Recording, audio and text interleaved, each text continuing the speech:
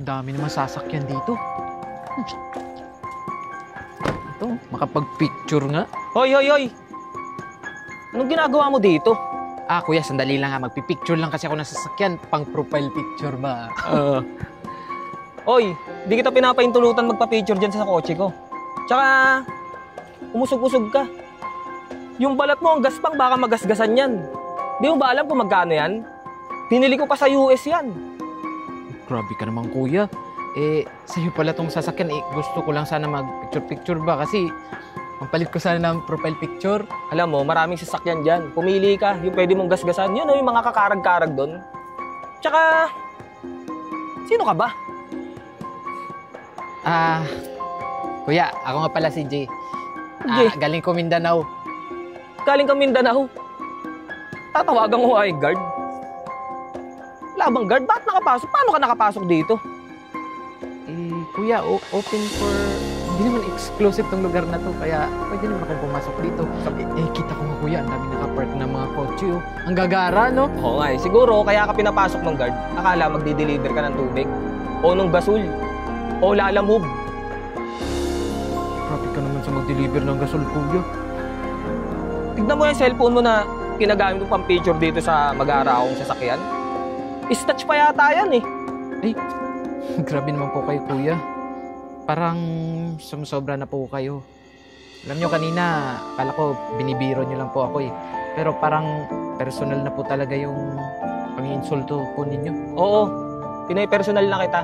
At kung sino ka man, umalis ka na dito sa village namin. Yung mga sasakyan dito, na nakaparada na yan, puro prominenteng mga tao may-ari niyan. Hindi na babagay yung mga ganyang itsura dito, boy. Di mo ba ako kilala?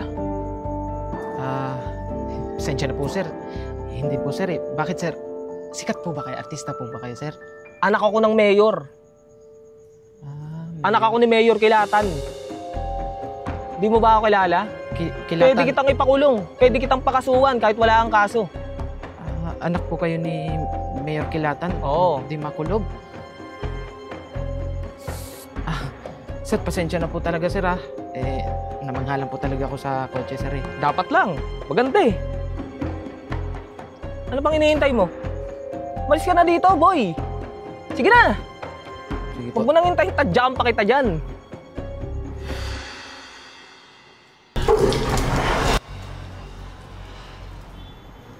Oh! Ikaw na naman? Paano ka nakaakyat dito? Buti pinapayagan ka ng mga tagabantay dito. May elevator.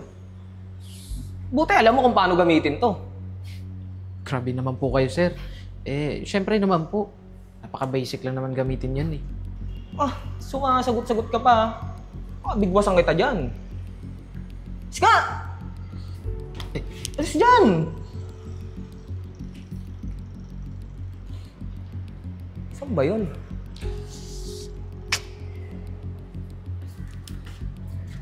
Listen, what?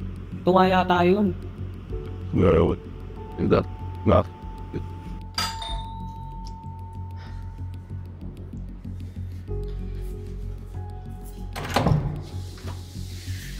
Oh! Ikaw na naman? Ikaw na naman? Ginagawa mo dito? Ikaw yung anong ginagawa mo dito? Pupuntahan ko yung nililigawan ko. Sino ka ba? Tumabi ka nga dyan. Eden? Eden? Eden, magandang gabi sa'yo. Anong maganda sa gabi? Ba't ka nandito? Eto, susuyuin kita. Gusto ko itang ligawan ulit. Ang kapal talaga ng mukha mo. Tumabi ka nga. Bastos din tong boy nyo ah. Anong boy? Excuse me? Hindi ko yan boy. Ate, sino ba yan? Iyan lang naman yung manliligaw ko na binasted. Kasi hindi pa nga kami nagsinungaling na sa akin. Anak daw ng mayor. Nang nalaman ko, hinihiram lang pala yung kotse ng mayor. Kasi driver lang siya. Aba, ang yabang-yabang mo. Pasabi-sabi ka pang anak ka ng mayor? Ha? Teka lang. Ibig sabihin, nagkausap na kayo? Oo. Tsaka ate, alam mo ba? nakasalubong ko yan kanina. Alam mo ba kung ano yung ginawa sa akin? Nilait-lait at ininsulto pa ako ng hayop na yan. Hoy, kapal ang mukha mo. Bago ka manghusga, dapat inaalam mo yung buong pagkatao ng sinasagsaan mo. Kaya nga eh. Tsaka, kung makasa, akala mo naman kung sino. Akala mo may katangkaran, liit-liit naman. Yabang-yabang. Wala kang karapatang manghusga ng kapwa mo, ha? Tsaka lalong-lalo na, hindi mo pa ako kilala. Alam mo bang isa ako sa mayaman sa lugar na to? Pero huwag ka mag-alala. Ako bahala. Ire-report ko yan kay Mayor na ginagamit yung pangalan niya at nasisira yung reputasyon niya dahil sa manloloko na to. Eden, wag naman. Kailangan ko yung trabaho ko. Bakit? Yung panlalait mo sa kapatid ko, naisip mo ba yon? Manghihingi na lang ako ng sorry. Hoy, hindi kita mapapatawad. Ikaw, Jay, mapapatawad mo ba to?